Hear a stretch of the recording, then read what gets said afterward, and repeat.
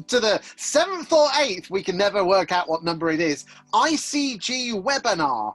And with us today is the amazing group of people, including Richard Megson from Assured Sales and Progression. He does sales progression, top man, spoke to him this morning. The inimitable Bryan Mansell from Gazeal. Wave to the people, Bryan, lovely. Don't mention Liverpool. Babek Ismayil from OneDome. We've got Alex Willis from GOTO. Jamie Cooke from iamsold, the king of auctioneers. Emma Vigus from Mio. And we've got Wainwright from Focal Agent. But of course, it couldn't be the ICG unless we brought some real great estate agents on board. And we've got Sir Matt Giggs, Lord Matt Giggs from Cambridgeshire, the man who's from one office in 5 years, has got a turnover of in excess of £1 million, and what he doesn't know about estate agency isn't worth knowing. We then have Perry Power, the man who wants to change estate agency, one sale by one sale, and he certainly helps estate agents on that one. And we have Smital from House to Homes, who is a top estate agent from Leicester. So welcome, and of course we can't miss the absolutely magnificent Iain White, the lead supporter, but we're not allowed to talk about football on this webinar, so we'll just get that out of the way. So today's webinar is all about the sales process. Boys and girls, the average sale time at the moment is 19 weeks between a sale agreed and the exchange of contracts, and the longer the sale goes on, the more the chance it's got of falling out of bed. When I were a lad, the sales took on average 11 to 12 weeks. So why is it taking 19 weeks? So what I'd like to do is firstly go to Bryan Mansell. Bryan, why has the sales progression gone from 11 to 12 weeks to 19 weeks in the last 10 to 15 years when modern technology is going the other way? Talk to me. I will. Thanks for that, Chris. There is no one simple answer to that question. There is no one single reason why sales are taking longer now. There's a multitude of factors. And for me, the predominant issue is that sales are not starting early enough in the process. You know, consumers and many agents are starting a sale when a buyer is found for a property and then when lawyers are instructed. And actually, because of the diligence work that has to be done by banks and various lending sources, etc., the sale process needs to start really when the house lists, and we will see that decreasing the time away from 19 weeks back to hopefully more like 8 to 10. Emma, you're part of Mio, which is a solicitor-based platform which helps people with sales progression and chains. Why do you think it's changing? I mean, obviously, I mean, looking at you, you weren't born 20 years ago, Babes, so you wouldn't know that. That's very kind, Christopher. Flattery will get you everywhere. But Mio, just to point out, Mio is an agents-based platform.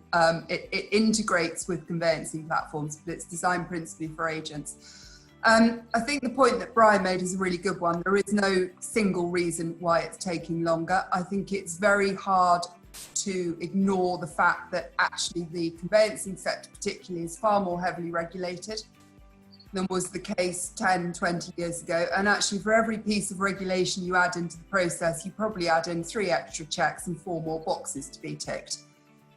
Is that ultimately to the benefit of the buyer or seller? Possibly not in a lot of cases. And tackling that issue of regulation is probably one of the biggest challenges that collectively, and when I say collectively, I mean the residential property sector as a whole, has to try and address. Because regulation should work in harmony with a good process, and I think a lot of the time at the moment it doesn't. Upfront information undoubtedly has a role to play, but there is a real challenge there in terms of getting the lawyers, particularly if they're SRA regulated, appointed by the buyer to work with the upfront information they're provided with. And again, there's a whole load of regulatory reasons for that. I think another key challenge is simply human behaviour. We get an email on a Monday that's asking for a lot of information. We don't deal with that email until the Saturday. Immediately there, you've got a 5-day time lag. And that's really, really hard to overcome. Changing human behaviour is really difficult. I think the other thing is, as well, is there's a huge need for increasing digitisation in the land registry. We're still dealing, our parent company is a search provider. There are still some local authorities who will take upwards of 6 weeks to return searches. Now, clearly you could get the searches done at the start of the process, but you are then into the challenge that actually the buyer's solicitor may not accept those searches. So lots and lots of challenges. We'll come back to searches. Iain. I think all of what I've heard from Bryan and Emma, I would concur with. But my issue that I see is that I think sales progression is done poorly by most estate agents. So in the fact that they don't really progress the sale, what they do is they become an information body that knows where the sale is at, but do very little to progress the outcome. And in reality, there are people on this panel that can solve that problem, because you can get lock-in agreements that create a point of where the sale becomes binding. You've got people that can do auction sales. You've got people that've got conveyance ready processes. You've got outsourced sales progression, which is much swifter. The track record of getting the deals through is much better. And of course, you've then got the MEO platform that, if everybody was on it, provides transparency. OneDome have got an end-to-end platform. So agents can moan about the process, and I do accept legislation and pressures of getting sued and all that have elongated the process, but the agents have within their grasp the ability to collaborate and solve most of their own problems if they just look around for the alternative solutions. We're going to come to Richard in a second. I'm going to put a question out here to Smital and to Perry and to Matt. Obviously not in your case, but do you think estate agents are poorly trained when it comes to sales progression? Who wants to go first of the agents? I'll take that one, if you don't mind. In our case, yes, and I'm talking for I train agents. I can give the best, in the nicest possible way, learnings to our guys over how to put a deal together, which is actually how you manage expectations right from the off is a massive part of setting up a sale. And years ago, we focused way more on it than we do now. And we've just been invited into this, actually just made me look at my own business, which I've been doing a lot over the last 3 months anyway, making bigger decisions around the future. But looking at the skill levels of our team, Chris, in answer to your question, there's a huge difference between the newest guys' sales progression and there is the guys that have probably been doing it for over 10 years. And there's an element where it's more natural that when they put the sale together, they're talking about time frames, they're listing houses and encouraging conveyancing to start at the point of listing and so on and so forth. Just some really simple things that we can do in our own business where we're getting it wrong. And it would help, I think, our staff to be trained better. So I take responsibility for my own business. I can't speak for Perry or for Smital, but that's where I'm seeing it for sure. Okay, I know, Emma, you put your hand up, but Richard was first. Richard Megson, your comment, please. Yeah, I mean, I agree with everything that's been said before. I mean, it's a bit simplistic, but I'd certainly like to see more collaboration between agents and solicitors. I've been on lots of webinars where I think there's a drive to do that, but I think that needs to be adopted across the industry. In terms of solicitors, there's lots of sort of variables in terms of how they operate, and often it's the slowest solicitor that brings down the chain or certainly delays things. In terms of Matt's comment, I mean, I would defend what agents do or try to do. A lot of the agents that I speak to, they don't necessarily have dedicated sales progressors, so sales progression is a role that somebody will pick up over and above any number of things that they do. So it might be a function of lack of skills or knowledge, but it probably also is a lack of time. So I would defend the agents, but obviously it's something that needs to be given the requisite amount of time because it's so important. Emma? I think just responding firstly on the training point, I've worked in sales for over 20 years. I've never sold a house, but I've sold lots of other stuff. Sales training generally, this isn't just an agency thing, is very, very poorly deployed. So I haven't had any formal sales training since 1994 when I did my first temp job selling mobile phones. So I think that's a general point on sales training. On to Richard's point about collaboration, as an industry as a whole, we are all too ready to yell and shout when things go wrong. And yet every single day, there are examples of situations where collaboration, whether it's between conveyancers and agents or conveyancers and surveyors, delivers results for clients. And by results, I mean somebody moving into the house they want simply and efficiently. And we don't make anywhere near enough of those good news stories. And I just want to give you an example. Bad news sells newspapers. Well, it does, but actually as an industry as a whole, we have a role to represent our industry to the best of our ability. And that's not about hamming it up with fluffy language and lots of stupid sales press releases. It's about celebrating when we do it right. And I just want to read you a post from Facebook last night. A quick question for those of you trying to get sales across the line. What are the biggest hurdles you face? Lawyers sabotaging the deal, really? Surveyors downvaluing or lenders not lending? I mean, that's just, you know, lawyers sabotage a deal? No, they have a role to advise their clients. I mean, honestly, every day. Solicitors feel like, you know, estate agents want to get the deal through, buyers want to get the deal through, vendors want to get the deal through, and then there's this pain in the backside person who does everything in their power to, they're almost like deal blockers. I mean, yeah, can I just say, Chris? Yeah, go for it. Chris, can I just make a point about sales progression and and fair play to Matt for saying that, but I don't agree with that. I think he's actually right in terms of he does training his people to sales progress, because sales progression to me as an agent first, supplier second, is not something you teach someone to do when a sale starts. You've got to teach it to your valuer. Does your valuer understand when they go to a property things that are visible, either from the evidence that's collected from information or from what they can see, that is going to potentially delay the sale of that property or cause problems later on? That to me is where sales progression starts. And more importantly, when it's done right, that actually creates an incredible level of value that the agent gives to the customer, because everybody else rocks up and tells them it's how to get it onto Rightmove in 24 hours.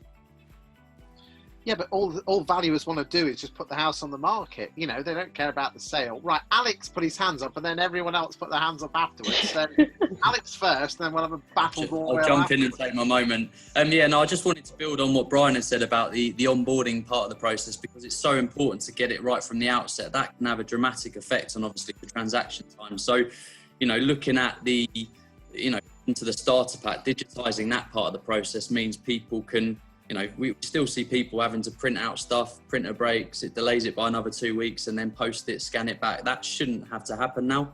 So the digital starter pack, filling it out online and docu-signing it should be something that people look to embrace. I think as well, things that like arranging the survey at the earliest point, obviously I'm going to say that because we run a survey panel, but getting someone to get a survey quote upon the point of offer, upon the point of offer made, means that they're going to get a quote, they're going to get it sorted as soon as possible.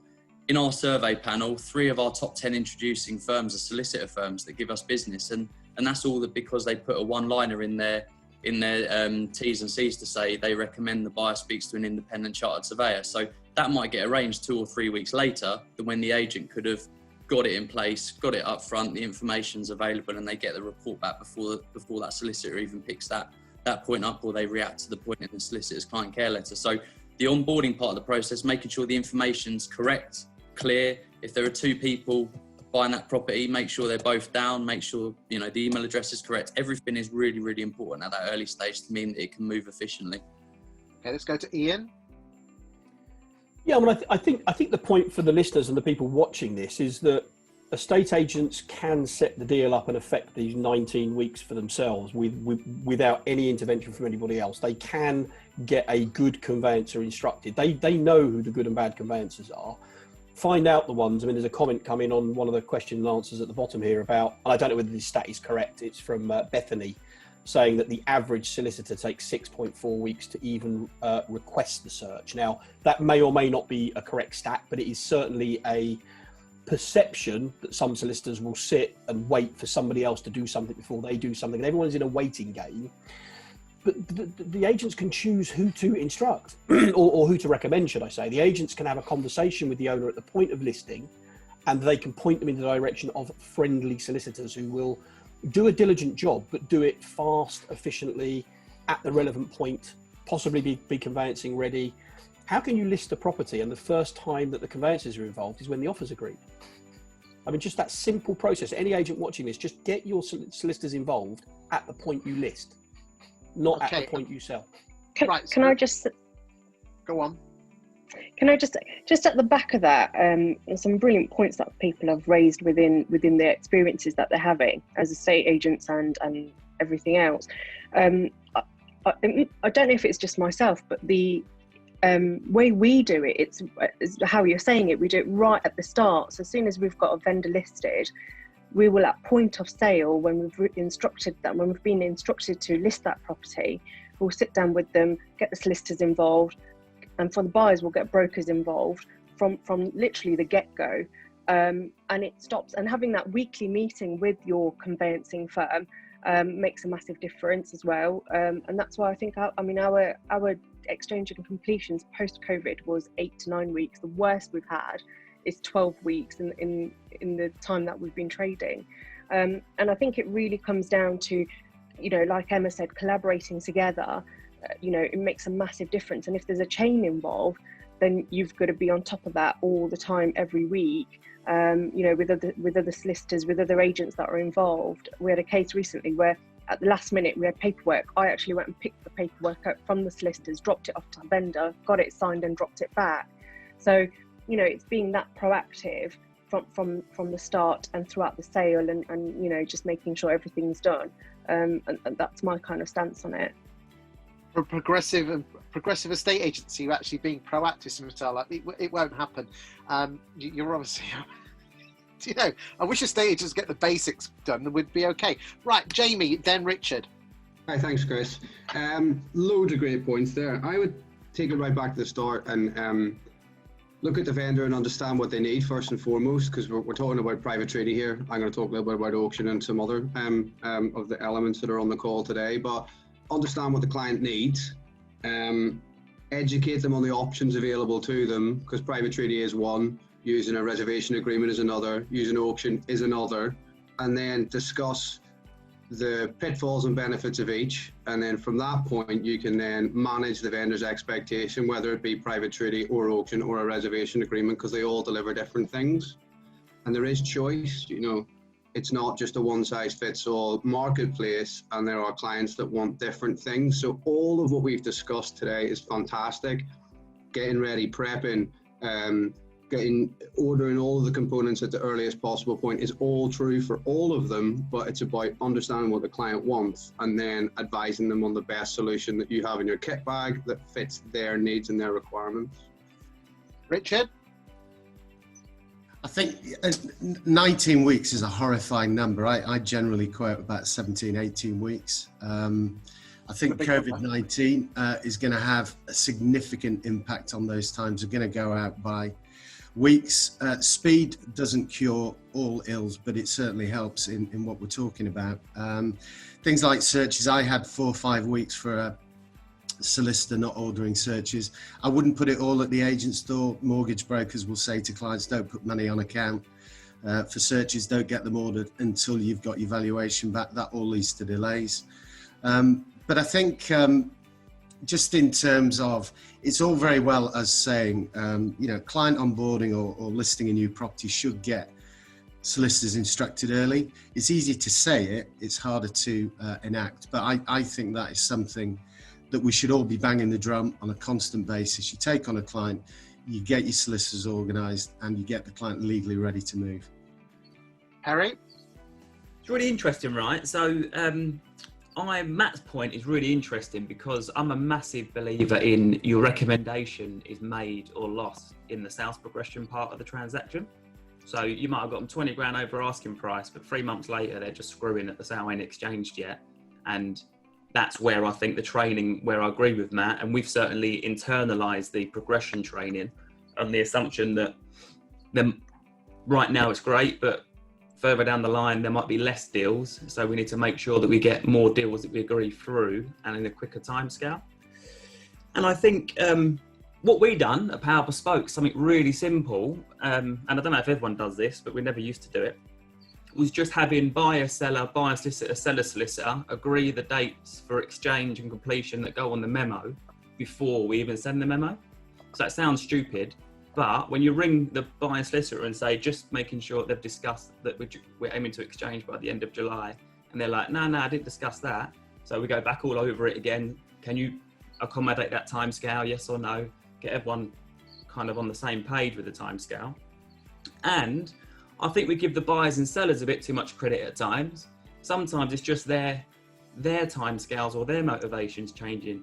Yes, solicitors can be frustrating and they can derail. I think that's probably what the person meant is, you know, a crap solicitor can easily derail a transaction solely because of the amount of time between offer acceptance and commitment.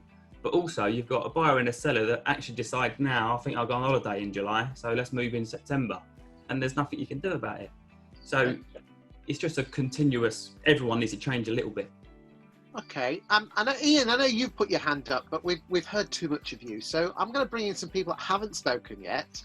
And I'm going to bring in Lee, and then I'm going to bring in Babek, please. Lee first. Thanks, Christopher. I thought I'd upset you. Mate, this is hand. You put your hand up if you want to speak. My hand has been up several times, and it's about to come up again, but not pointing in the right way.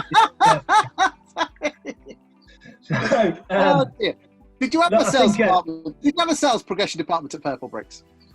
Don't work at Purple Bricks anymore. I know you don't. I said did. I'm pulling your leg. Go on. Anyway, so look, I think there is definitely opportunity within where we are right now. I think Smital's example of what she talked about in terms of collecting paperwork, it doesn't happen anywhere near enough. For me, that's definitely become harder as we become more transient and more mobile, and collecting documents from a local customer and taking them to a local solicitor, it's harder, but it makes a big difference. And particularly if you think about the conduit role that agents play in holding together the various parts, the agent's definitely the one that's got the most incentive to make the deal happen beyond the seller and the buyer. They're the ones who earn the most money in the transaction. And that effort that goes into being the difference between success and failure, for me, has diminished, partly because of that lack of care that Smital's talked about in terms of making a difference at that stage, but also the difference that can be made at day one. And I think both Matt and Perry are talking about that if you set a deal up properly, it makes a big difference to both the pace but also the certainty upon which a deal goes through. And for me, one of the opportunities that definitely still exists today is you do a deal on an empty property with a purchaser with no chain. There is no reason why that shouldn't contract in 28 days. But how many people involved in that transaction set that as a target? It's an empty house, it's a one-person chain, I want it done in 28 days. What needs to happen? Who do I need to talk to? And what actions can I take today to make a difference? You can talk now. Lee, joking aside about that, and I wasn't sorry I pulled your leg, but you were going to get it anyway. But in all seriousness, you were MD of Bairstow Eaves in London, and Countrywide are very famous for their superb training. And I know we've got some other ex-Countrywide senior people on this call here. Do you think the UK generally doesn't train its staff well enough, and we almost have, in the past, have relied on the corporates to train our staff? I think relied on the corporates is perhaps a bit harsh. There's lots of people around a state agency who love the training side, but you know, I definitely think it's just that mindset of where can I win.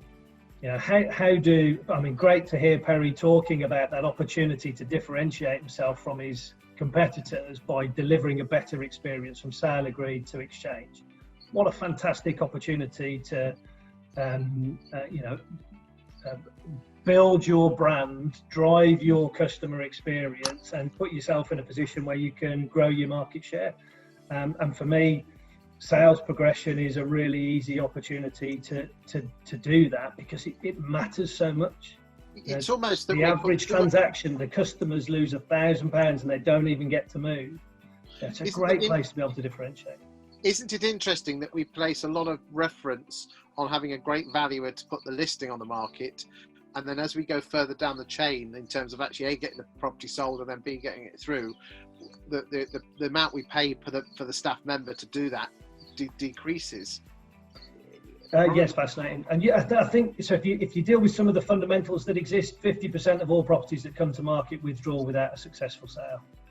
Now that's a massive challenge. If you went out and told every buyer, by the way, 50% of the properties on Rightmove, the seller's going to take them off the market without committing to an exchange. Now that's a problem. The work that John Abbott is doing with Land Registry to digitise Land Registry, I think it's super exciting, long overdue. And it will definitely help, but it's a decision to make a difference to the customer experience that needs to be made by all parties that will reduce that 19 weeks. I'd like to bring in Babek because he hasn't said anything yet. Babek, if you've got anything to add to the party. Unmute. Hey, sorry. There's a lot of excellent points raised. I actually like the Facebook comment that Emma made earlier. And as an external to the industry, when you talk to estate agents, conveyancers and mortgage brokers, and they all would blame each other for all the problems. And in reality, like if you look at it as an external party and step back and look at what's actually happening, I think the main problem here is the coordination. We have 6 parties involved in any given transaction. You have a buyer, a seller, 2 lawyers, an estate agent and a mortgage broker. And they kind of all supposed to work in a very much collaborative way. So they all bring something to the party. They're all decision makers. You have 6 decision makers in the process, and there is nothing that actually brings them together. So there is quite a big problem of coordination. As a consumer myself, I can talk maybe about the consumer side. First of all, there's obviously most of the consumers have a lack of education. They don't buy properties. We all know how the property transaction works, but for a large part of the population, they do buy a house every 10, 15 years. They don't remember exactly all the details of the transaction. They don't remember most of the jargon, and a lot of things conveyancer will tell them will sound like it's in Chinese. So there's nobody who actually educate consumer. I mean, obviously some estate agents do a brilliant job in educating consumer about the process, but then your transaction will go as slow as the slowest person in the chain. So if one agent hasn't educated his consumer properly or done the sales progression properly, the whole transaction will be slower. I don't think there's any conveyancer who wake up in the morning thinking, how the hell am I gonna slow down this transaction? Or I don't think there's any mortgage broker waking up in the morning and thinking, oh, I definitely gonna make sure it doesn't really go through. Everybody is paid on, everybody works on no sale, no fee, right? So everybody is very much dependent. So it's not just estate agents who are paid commission. Conveyancers these days, most of the conveyancers, at least the ones that work with us, they all work on no sale, no fee. Similar thing applies to most of the mortgage brokers. So nobody actually makes money if the transaction doesn't go through. So, and I don't think any of the people, I mean, obviously conveyancers has a lot of regulation around them, and they have to make sure they follow the process, and they have a lot of onerous insurance on them. So they need to protect kind of their business. But I think the main problem here is coordination. I mean, there's no single platform that brings everybody together, allowing everybody to connect and collaborate around the project. Like, just think about it in any other space. That would have been an absolute disaster. I mean, when I talk to some of the external people about what happens in property transaction, I mean, 25% fall through rate, according to some stats, that's like insane. And a lot of that, I think, is happening because there's just no connectivity. One of the things we've noticed based on our data, when consumer deals with an estate agent and the conveyancers that have a strong relationship with each other, transactions tend to go about 30 to 35% faster. So we've seen transaction happening in 8 and 9 weeks, particularly those transactions where the estate agents and conveyancers have a very strong relationship because they already have strong communication channels between themselves and a strong kind of reporting channels as well. Okay, right. I know you've put some hands up, but I just want, Iain, but hold on, because I just want to throw another hand grenade in and just ask an interesting question. And this is going to be quite relevant to Emma, potentially, well, a few of you on this call. Do you believe that the fact that we have, I hate to say the phrase, factory conveyancing, the fact that most solicitors work on a no sell, no fee basis, the fact that most solicitors have in excess of 100 cases running at any one time, that because the estate agents are trying to squeeze 50 quid commission here, 100 quid commission there, because they've not been very good at their own job at getting their own high fees, so they're trying to scrape it back from solicitors, that because we as an industry are trying to screw money out, get money out of the deal, that the quality of conveyancing has gone down because of factory conveyancing? That's a question. Who's got the Smital? Let's go you first.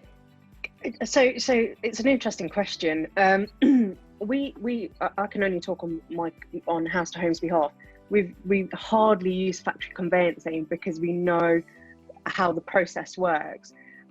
So we use an independent solicitor, and 9 out of 10 times we've found that having an independent solicitor looking after the conveyancing side actually makes the transaction go a lot faster. We have in the past also dealt with, because if a buyer's opted to have a factory conveyancing firm, we can't then say, well, no, you can't, we have to go with it. But in that respect, we have found that it's a longer process. They don't pick up phone calls. It is a bit of a nightmare. Okay, so before, I know I've got Emma and Richard putting their hands up, but I just want to go to some agents in the room. Matt or Perry, have you got any comments with regard to factory conveyancers? Come on. Go on, Matt. I'll beat you to that one. I think. Can you hear me? Yeah, you can. I think on the whole, I think, to be pretty brutal, I think some agencies have got a blanket relationship with a conveyancing factory, and they blanket recommend them to all their clients. So I'm not saying that we don't recommend the odd one here and there for the right kind of tech savvy, young, got loads of time, can log on their login panel, but I wouldn't recommend them to Mrs. Jones, who's 75 years old down the road. So I think there is this blanket, get as much 300 quid kickback as you possibly can. My last 3-4 transactions, I don't even charge a kickback I've said to the solicitor, I don't want nothing on this deal because I'm getting an 8 grand fee on the sale. Just get the fucking through as quickly as possible because they need to move quick. So yeah, there's my 2 pennies worth. Over to you, Matty, baby. Go, Matt.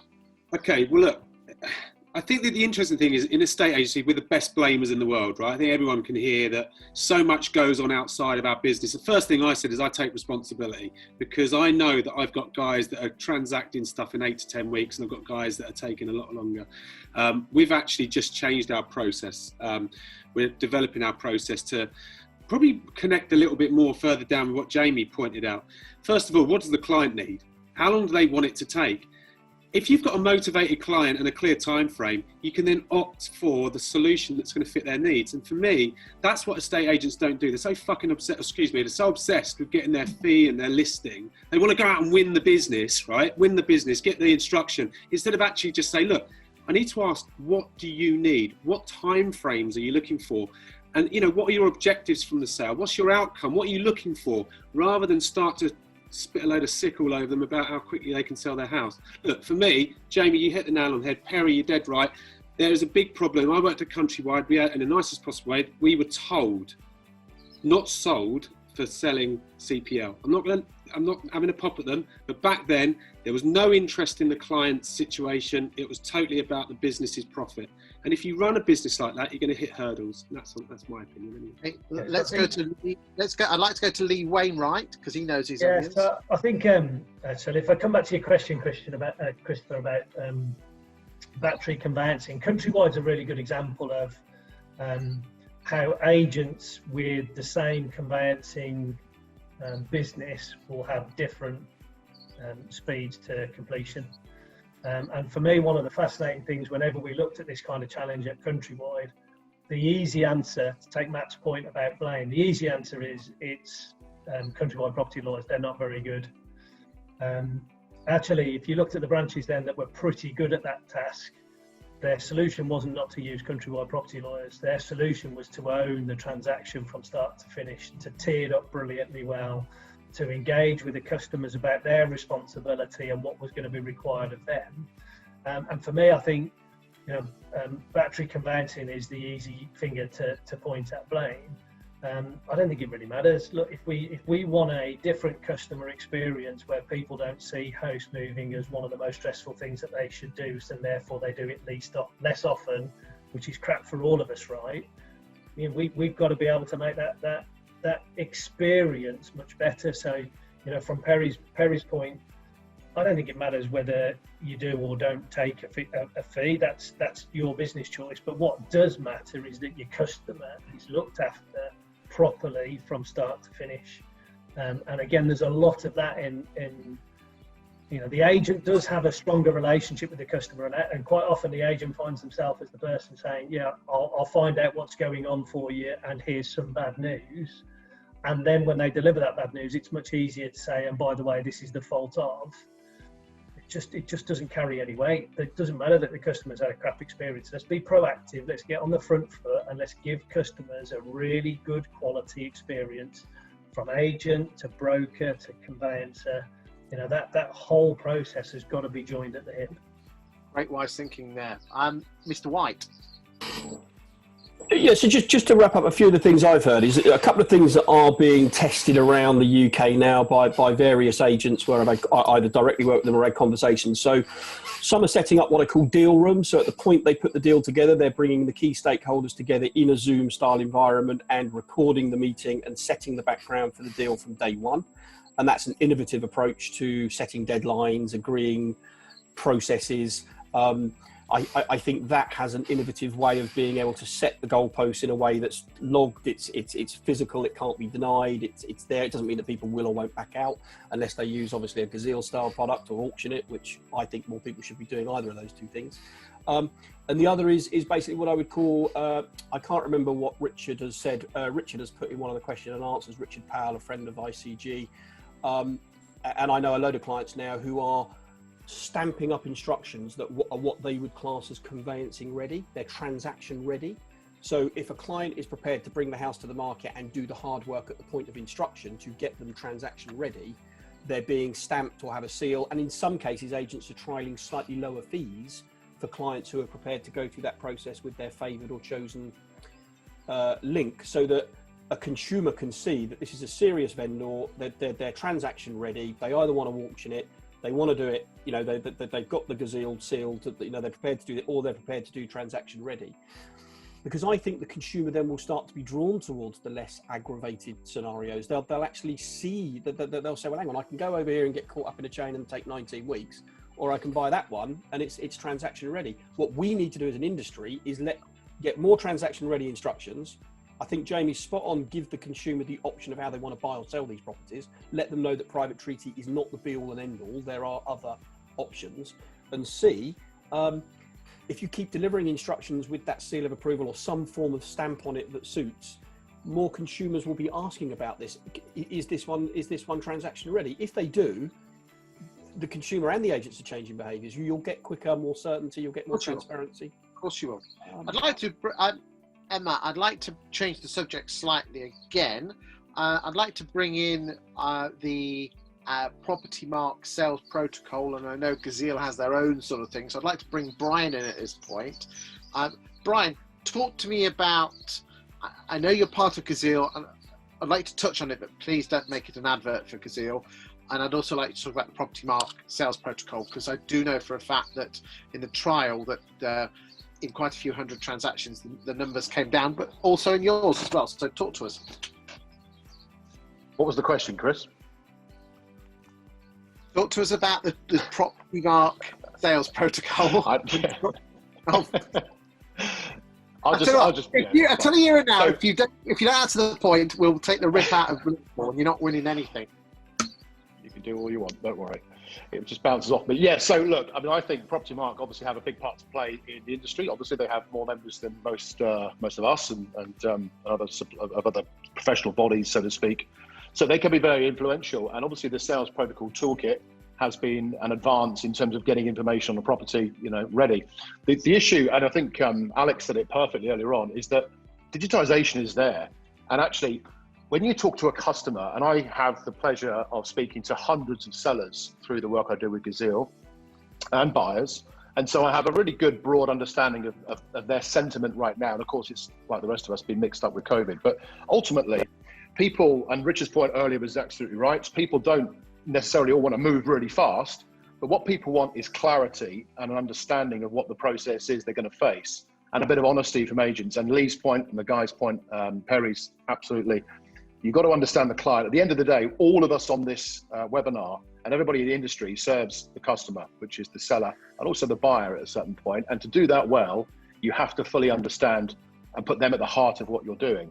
So when it comes back to the Sales Protocol Toolkit, I think it's a great idea, and it meets up with my recommendation that people, agents that are going out to see a customer at the beginning, must focus on this point.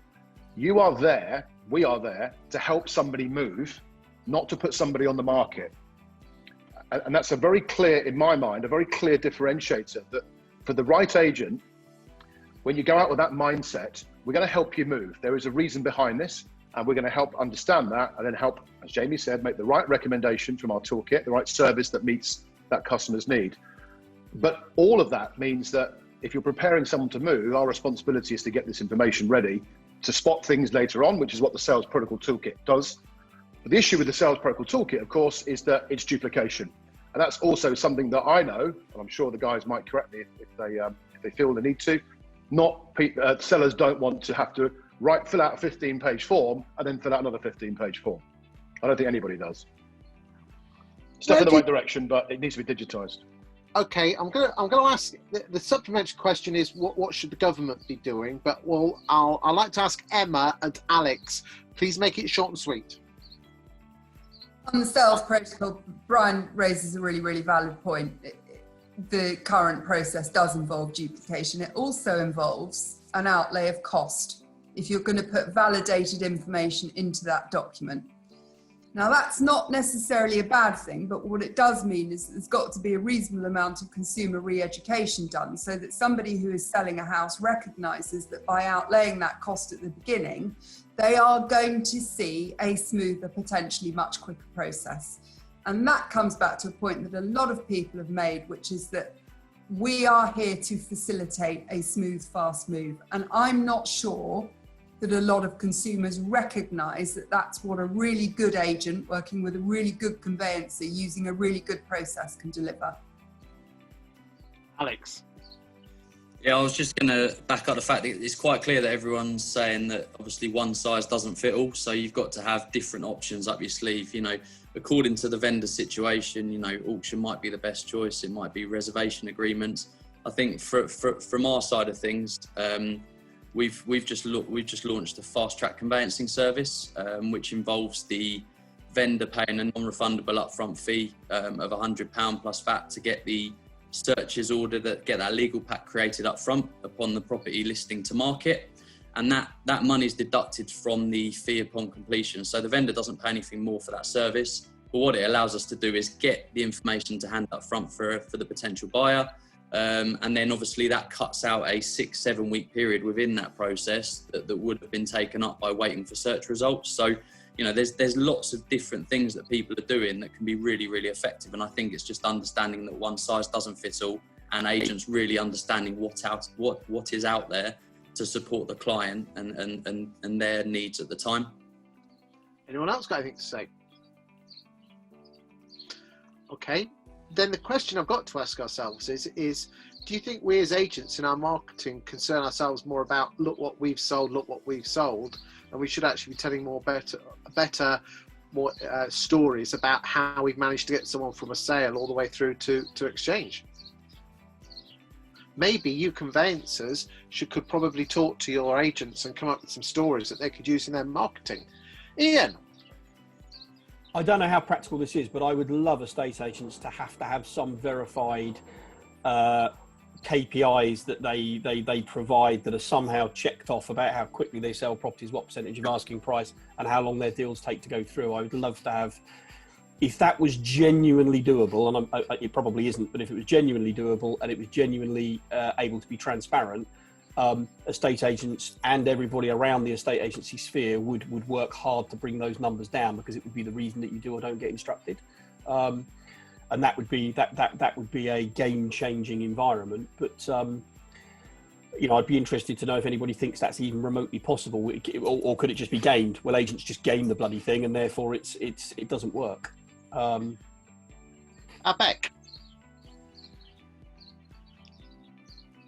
sorry, do that again. Average sell time is actually possible to get because there's a market date around when the property goes live on portals and the date when property goes SSTC. So that kind of metric is possible. Obviously, how long the conveyancing part takes is a bit harder to do because you have a conveyancer on the other side, and frankly, if the conveyancer is somebody local for the agent or part of their network, that's pretty straightforward. Whereas it gets really complicated if consumer decides to go to Google and find a cheap and cheerful conveyancing firm. That's where I think things get really, really out of control. So put a blame on an estate agent for the conveyancing process, I think probably would be unfair. But putting an average sale time from the point of instruction to a point of property turning to SSTC all at agreed, that's actually relatively straightforward, and we have the data already. It could be done. It could be done. But let's not bore people this time. Emma, then Iain. It can be done, and we're developing management information reporting in MEO now, and that's the measurement of time from SSTC to completion. And Emma, my advice to you would be to set up a league table and put it on Property Industry Eye. They'll look that. It's dangerous to do that. It's way too dangerous to do that. Can I just? Yeah, I agree. I think. Sorry, I'll let you finish, Emma, but I'd quite like to say something about that. Can I just pick up on a point that Babek made, where he referred to SSTC and then the conveyancing process? It's not SSTC and then the conveyancing process, it's SSTC and then the sales progression process. And that's just a positioning point, but it's not just about the conveyancer after SSTC. We've made that point several times on this call, but. Mr. Wainwright. Yeah, I think just one of the things that agents would need to be really clear on if what you called out is a solution, Christopher, is that then you're into a position where estate agency is rife for aggregation. If somebody has the ability to say, here's the agent that's the cheapest, here's the agent that will sell you for the most money, here's the agent that will sell you in the shortest period of time, then the aggregators will be able to meddle in a state agency. That may well be a good thing, and consumer choice may well be in a position where it would be better off. But if agency... Customers want to sell their home for the best price, least amount of hassle, and the quickest time. Yep. So surely then we as an industry could pull our socks up. Potentially, I'm just saying that agents would need to be aware of what they were opening themselves up to, and I think one of the things that makes estate agency super interesting is the importance of those personal relationships. And as soon as you're in a situation where aggregation takes place, you lose that opportunity to differentiate with personal relationships. And, certainly, I look at the people that I know around this room and developing relationships and helping people and making a difference to people's lives has been a big influence in terms of why they've existed in a state agency for the period that they do. And if we think we've been through a period of disruption with onliners, if we end up in a situation where aggregation controls market share, it's a very different industry. I'm not saying that's right or wrong. I'm just saying that that's an interesting I totally agree with Lee. I'm just going to say for 2 seconds, I think Lee's absolutely right. If you aggregate, particularly STC, and the timescales, you could be misinforming clients and giving them the wrong choice. Because obviously, having worked in this space for 30 years, and we've already said in this session, there is no single person that you can point the finger to say why something takes so long against others. You have a surveyor that gets delayed because the HSBC can't deliver mortgage surveys quick enough. That agent suffers on their timescale through no fault of theirs. And yet they're then going to be measured against that, which could then influence somebody else to choose that agent, and they could be the best agent. So, Bryan, do you think that we should take more responsibility, because we're almost like the person who's like the orchestra, the conductor, and we end up blaming all the instruments when in fact we should take responsibility? 100%. I think this is, I have spoken long enough about and worked in this industry long enough to know the value that we have as agents to the consumer. Emma said it quite right earlier on. The issue is education. The consumer needs to be educated. That starts with the agent, but agents have got to. We haven't got long enough to go through my soapbox on this, but you know, it's back to my original point. The agent has to understand the absolutely intrinsic point they make to a client's life, because they're going to work with them for potentially the next 6-7 months, even longer. And that can't be underestimated by the estate agent. And it's so simple, having done it, and most people here have. When you sit down and you've had everybody else talk about, we can get you on Rightmove for 1%, that's not what people are interested in. That's what estate agents think they're interested in, but it's not what they're interested in. Yeah, what they're interested in is moving without stress, fastest time that meets their requirements, and having their price protected. Matt? Who would pay an agent 2% to deliver what we've just described as a service, to get your outcome there? I would, every day. And I say that to every client I meet. So if you want someone who's cheap, you need to know what you're up against. You need to, like you say, it's an educational process. I know I could instruct anyone in here who's an agent in the nicest possible way, probably the guys who aren't agents actually. I love the way you all come across. You'd be more obsessed about what's right for me and making sure that the solutions fit my needs. And actually, what you've got here is a fantastic bunch of content here that no agent's using at the moment in their pitch. They're going out there to win the listing, not to actually explain how to move home in today's market. I mean, 60% of properties sell with the second agent. So obviously we're obsessed with the listing, not the move. Marketing, Perry, I saw one of your fantastic videos about the follow-up with the marketing, if it's not working, and how to educate the vendors around using the right strategies to get sold. There's 2 or 3 fundamental areas of moving home, and vendors have been educated badly by propaganda and media, and that's a really good thing. I see, as an agent who's a professional, I would be able to then go and ask the questions and disturb the client into thinking that their outcome is going to be very unlikely to be met if they go down particular roads. It's not about being an influence in terms of negativity. It's about actually explaining how they're going to get past the hurdles that are presented to us all in the marketplace at the moment. Can I jump in there?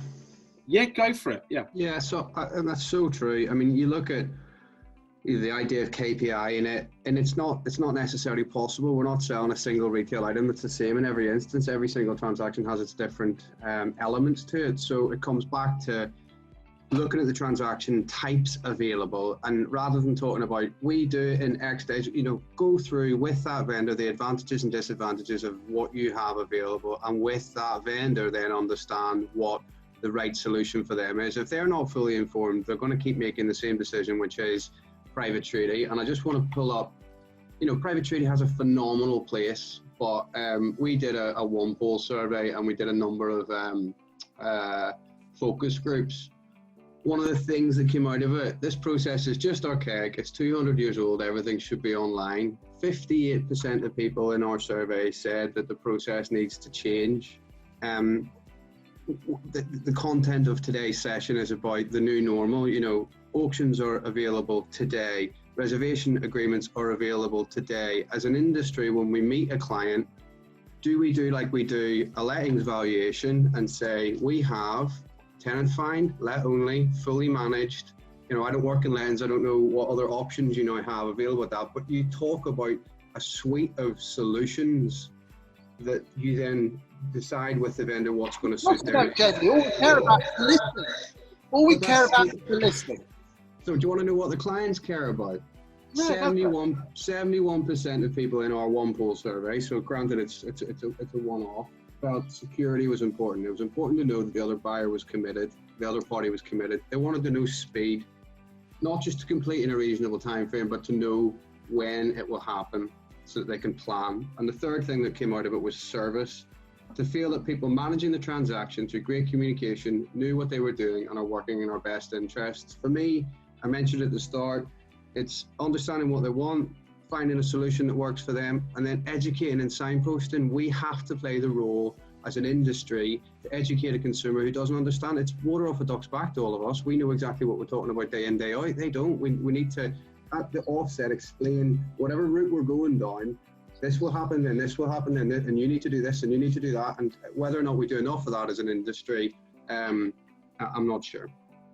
Okay, so we're getting towards the end now, boys and girls. I'd like to go around the room and just have one, maximum of 2 sentences of what you think estate agents should do to make, because they are the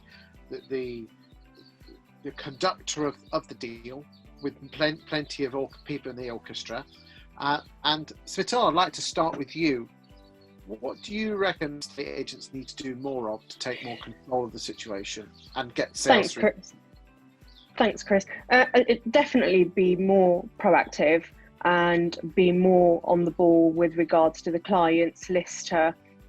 Don't wait until you've had that phone call. You know, every week you've got to be on top of it. You know, and I think that's important. That makes the client feel more safer to have a proactive agent. Numerous times I've heard where, you know, that they've not been happy and that's why they've come to us, and they're dealing with different people. So it's taking ownership of that sale transaction from literally valuing it to completion, and I think that's very important. Babek. Obviously, I joined Smital, so the being proactive is definitely point number one, and making sure that transaction is pushed through. The second important element is obviously building a strong local relationship with the other parties like conveyancers and mortgage brokers. Don't just jump on the person who pays you the highest referral fee. Think about the longer term, think about transaction, because yes, you might potentially be paid a few hundred extra pounds for a conveyancing transaction, but if the transaction doesn't happen, obviously that doesn't really help. So having local firms that you can work with will obviously certainly help with that, because they will be more dependent on your business, they will be local. And again, our stats proves that about 31% of consumers prefer to work with local firms. That applies to estate agents, but also to other parties as well. Emma. Position yourself as home move advisors and managers, bold enough to make that statement to your buyers and sellers and understand the difference that can make to your business in terms of the opportunities to generate more sustainable revenue streams. Thank you, Emma. The amazingly Wainwright. If I was looking after an estate agent today, I think my first thing in this space is I'd focus on everything where I thought I could get them exchanged in 28 days, create visibility and put all the effort into getting single buyer, empty property transactions through in 28 days, and then apply all the learning off the back of that to all my other transactions. Simple yet effective. Leeds number one fan, Iain White. Well, Richard might disagree. We've got two Leeds fans on this panel. I would do three things really. The first thing I would do would be with Jamie all the way. I would adapt and reimagine my offering so that I was providing the client with all of the solutions. If estate agents don't supply all of the solutions, then private treaty 19 weeks will be the norm forevermore. So make sure that your consumer, first of all, you educate yourselves and your businesses to some of the great suppliers here and what they can offer and others that aren't here, and make sure that you're offering the consumer choice. The second thing I would do would be to, I think it was Matt that said, I would take ownership and understand the deal. The problem is my problem, it's mine. I'm the one that has to deal with this. And I'd have a very good look at my sales progression process and make a decision on whether the cost of doing it versus the reward, should I be outsourcing this and working with other businesses who are absolute experts at getting deals from price agreed to completion? Because in most cases where I've looked at it, I would have to say that the scale of probability would come down on the favour of outsourcing, experts doing what they do, your listers doing what they do. Excellent. Perry. Yeah, I echo what Matt and Jamie are saying, really. I think as agents, we've just got to stop assuming. Like, we already think we know while we're doing our val prep how the outcome of that meeting is going to be. And if we just stop for a minute and sit down and talk through the why, what, when, where, how, to really understand. That's one of the things that I learned off Josh Vegan. Probably the best thing in my career I've ever learned is just to take a breather, go through those why, what, when, where, how. And then at the end of it, like, great, you need auction, you need committed transaction, you need private treaty because you need to be able to pull out if something goes wrong, blah, blah, blah. Mr. Auction himself, the awesome Jamie Cooke. Not to be repetitive, understand it, and Perry, that's golden. Don't assume. That's one of the things that we talk about in our training all the time. Don't assume that a particular strategy is the right strategy. Understand. Don't assume the client's needs. Advise accordingly. Have a host of options, and then own it. The big thing that came out of our research in that one poll exercise was communication or lack thereof. Even if you've got nothing to say, update the client, communicate, and you can never over communicate, I think. Excellent. My awesome friend Bryan Mansell, whose uncle is actually the famous Formula One racing driver. Well, that's what I'm he not keeps doing the sound. I'm not doing the sound, Chris.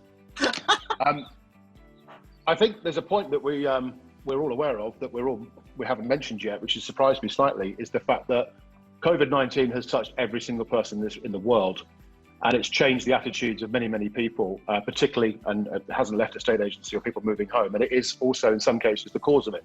So empathy, for me, is the number one thing right now. Estate agents have never been salespeople. They think they're in sales or lettings. Actually, they've been people, the best agents have been solvers, have solved problems for people. Because and Jamie said the point earlier on, and Jamie's heard me say this with Jamie and some of his clients, this is not about the property. This is about the people. Estate agency is about the people. And when you understand the people and what they're looking for, every estate agent has every solution. They're just unaware of the solutions because they don't understand the people. I think I gave you that. Move people responsibly. No. Yeah, you were the last one. That was amazing. I tell you what, Richard, you've got something to beat on that one. Yeah, talk about Alex the graveyard as well, slot. yeah? No, in fact, Alex has got the graveyard slot, so good luck with that, mate. I think for me, education, speaking to the client at the start of the transaction, they've got responsibility to do things as well. Engaging the right solicitors, absolutely key. Employ or outsource to specialists, so that can be done internally or externally. And I'm going to come back to what Jamie said. Our experience, communication, speaking to the client. I mean, we've had transactions go through in 6 or 7 weeks and the client's not particularly happy.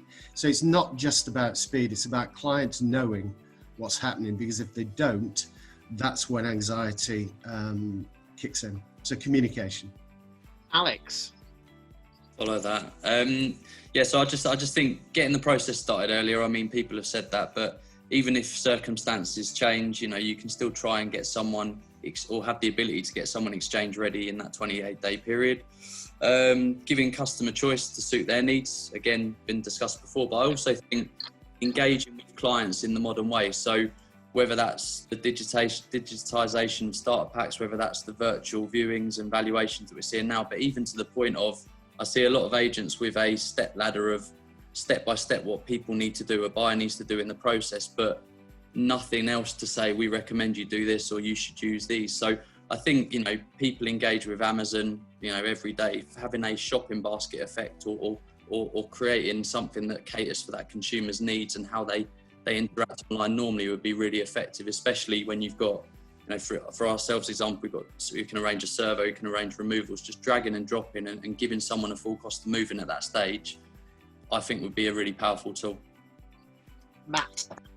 Right, so I've got loads from today, which is like, the biggest thing for me is just take responsibility for the client's move. And I think positioning is a big thing. So Emma, I'd second what you've said.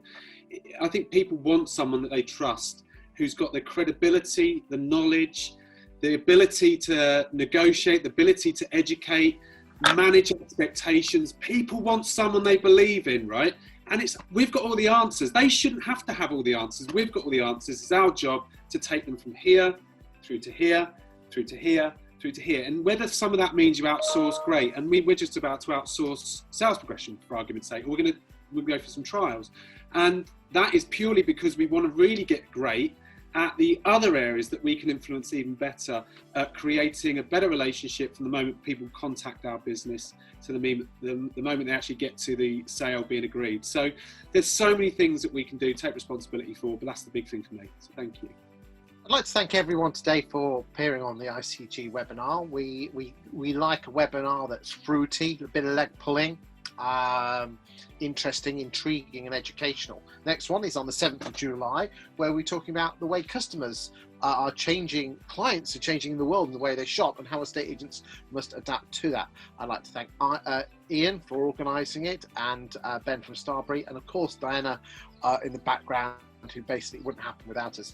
I'd like everyone to wave goodbye to everyone, say thank you for everyone, and we'll see you in a couple of weeks' time. Thank you very much.